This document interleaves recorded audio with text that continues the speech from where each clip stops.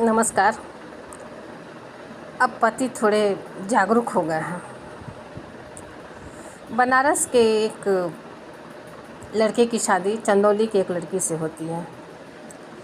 तो शादी होती है जैसे जनरल शादी होती है। आजकल तो सामान्य शादियां भी बहुत धूमधाम से, बहुत गाजे बाजे के साथ हफ्ता भर का इवेंट चलता है। हल्दी है, मेहंदी है, दुनिया जहान है।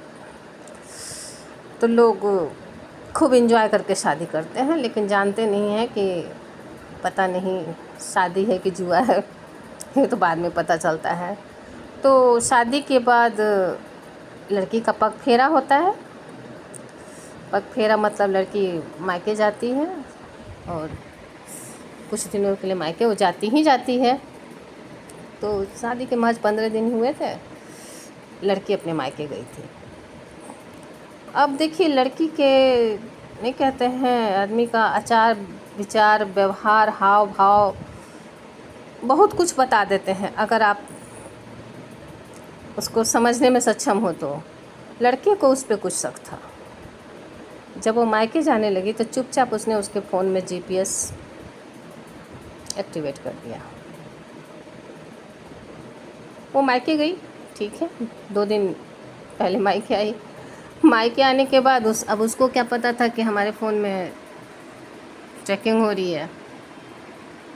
वो इधर लड़का बनारस का चेक कर रहा है वो कहाँ है। तो 2 दिन तक तो मायके दिखाया, मायके का होम दिखाया। तीसरे दिन का लोकेशन उसको ओयो होटल का दिखा दिया।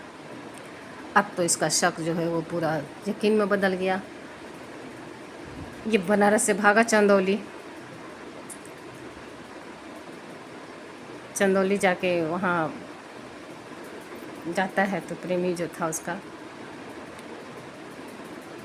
उसको किसी तरह से आहट मिल गई होगी। प्रेमी तो भाग गया, लेकिन पत्नी ऐन मौके पे दबोच ली गई।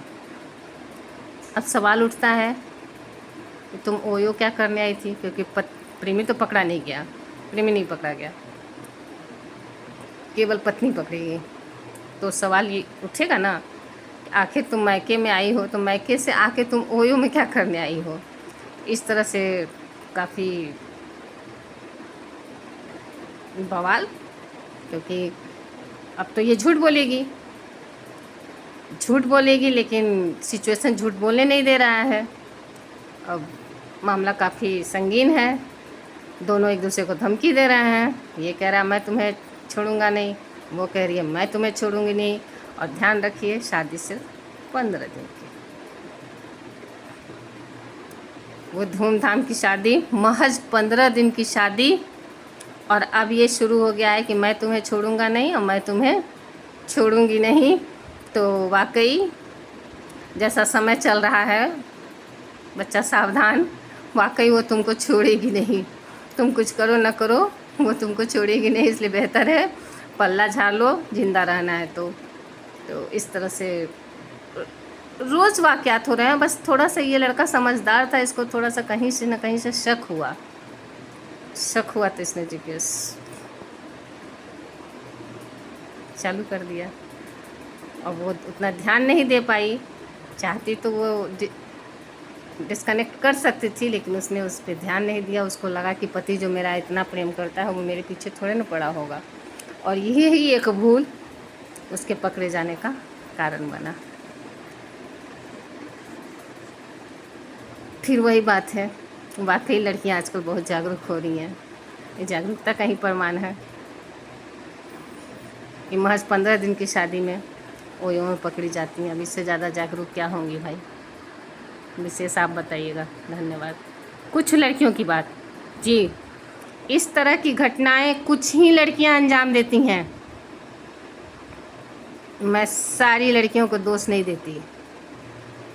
कुछ लड़कियां ऐसी घटनाओं को अंजाम देती हैं जिससे पूरा तालाब गंदा हो रहा है। और मैं इसी कुछ लड़कियों के खिलाफ आवाज़ उठाती हूँ। इन्हीं कुछ लड़कियों के खिलाफ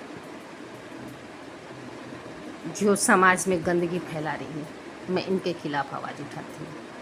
धन्यवाद।